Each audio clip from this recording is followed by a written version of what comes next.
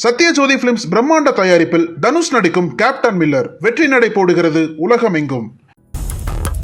முறையான கட்டிட வசதி இல்லாமல் வாடகை கட்டிடத்தில் இயங்கும் தனியார் மழலையர் பள்ளி விதிகளை மீறி ஹாஸ்பெட்டாஸ் ஷீட் போடப்பட்டு இயங்குவது வெட்ட வெளிச்சம்.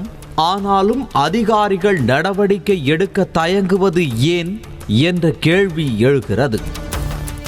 அசர வைக்கும் கற்றல் திறனை அள்ளித்தரும் அரசு பள்ளிகள் 1000 இருந்தாலும் தனியார் பள்ளிகள் மீதான மோகத்தில் பெற்றோர்கள் விரும்பி செல்வதன் விளைவுதான் இது போன்ற அடிப்படை கட்டமைப்பு வசதிகள் இல்லாத பள்ளிகள் உருவாக காரணம். ராமநாதபுரம் மாவட்டம் பரமக்குடி ஆற்றுப்பாலம் அருகே அமைந்துள்ளது Sri Sankara Vidyalaya nursery and primary பள்ளி. வாடகை கட்டடத்தில் இயங்கும் இப்பள்ளி ஏதோ பாழடைந்த சத்திரம் போல் உள்ளது.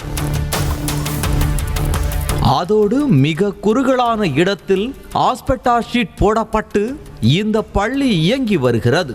பிஞ்சு குழந்தைகளை வெப்பத்தின் தாக்கத்தில் இருந்து காக்க தெர்மாக்கோல் போடப்பட்டாலும் அதுவும் முறையாக அமைக்கப்படாமல் கட்டுக்கம்பியால் கட்டி வைத்துள்ளனர். கும்பகோணம் பள்ளி தீ விபத்து சம்பவத்திற்கு பின் தனியார் பள்ளிகள் அனுமதிக்கான விதிமுறைகள் கடுமையாக்கப்பட்ட போதிலும் அதில் 1% நிபந்தனைகளை கூட இந்த பள்ளி பின்பற்றவில்லை என அப்பட்டமாக தெரிகிறது. இது தொடர்பாக பள்ளியின் ஒருங்கிணைப்பாளர் பிரபு என்பவரிடம் செய்தியாளர் பூபேஷ் கேட்டபோது ஆஸ்பெட்டாஸ் ஷீட் போட்டு நடத்துவதற்கு டிஓவிடம் ரெக்வஸ்ட் வைத்திருப்பதாகவும் கூடிய விரைவில் மாத்திருவோம் எனவும் தன்மையாக பதிலளித்தார். படிக்கிற பள்ளிக்கூடத்துல ஹாஸ்பிட்டல் சீட்ல வச்சு நடத்தக்கூடாதுன்ற விதி இருக்கு, தெரியும் தானே சார்? இல்லை சார், அது நாங்கள் டிஓ சார்கிட்ட நாங்கள் அது வாங்கி தான் சார் பேசியிருக்கோம். ஓ, டிஓவே அனுமதி கொடுத்துருக்காங்களா? இல்லை, டிஓ அனுமதி கொடுத்துருக்காங்கன்னு சொல்ல, நாங்கள் டெக்கரேஷன் எழுதி கொடுத்துருக்கோம். நடத்தக்கூடாதுன்ற விதி இருக்குது இல்லை, மாற்றிடுவோம், கூடிய விரைவில் மாற்றிடுவோம்னு நாங்கள் ரெக்வஸ்ட் கொடுத்துருக்கோம் சார். பேசிக்கொண்டிருந்த போதே செய்தியாளரிடம் நீங்க லோக்கலா எங்க இருக்கீங்க சார், உங்களை நேர்ல பார்க்கணும் சார் என பேரம் பேசாத குறையாய் டிஓவுக்கு வைத்ததை போல நமக்கும் ரெக்வஸ்ட் வைத்தார். நீங்க லோக்கல்ல எங்க சார் இருக்கீங்க? நான் ராமநாதபுரம் மாவட்ட செய்தியாளர் பூபேஷ் சந்திரன். சரி சார், இல்லை உங்களை நேரில் சந்திக்கலாம் சார், அதான் கேட்குறேன். அதுக்கு தேவையில்லை சார், இப்படி ஒரு விஷயம் இருக்கு, போட்டோ எடுத்து நம்மளுக்கு வருது, எடுக்கிறேன், அந்த புள்ளைய பாதிக்கப்படக்கூடாதுன்றதான் எங்களுக்கு நோக்கம் சார். நீங்க எங்க சார் இருக்கீங்க? உங்களை நான் நேரில் சந்திக்கிறேன் சார்.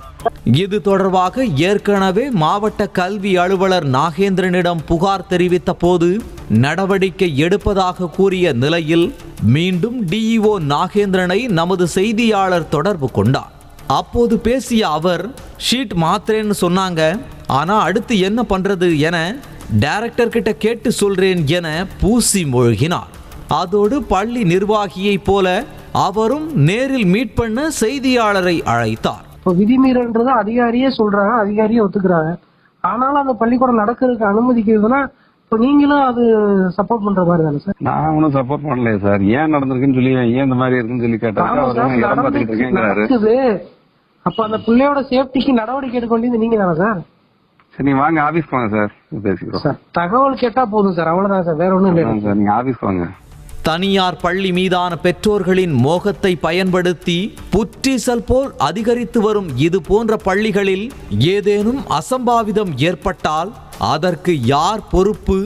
விதிமீறல் நடந்திருப்பதை அறிந்தும் அதிகாரிகள் நடவடிக்கை எடுக்க தயங்குவது ஏன் என பல கேள்விகள் எழுகின்றன. செய்திகளை உடனுக்குடனும் துல்லியமாகவும் தெரிந்து கொள்ள சப்ஸ்கிரைப் பண்ணுங்க.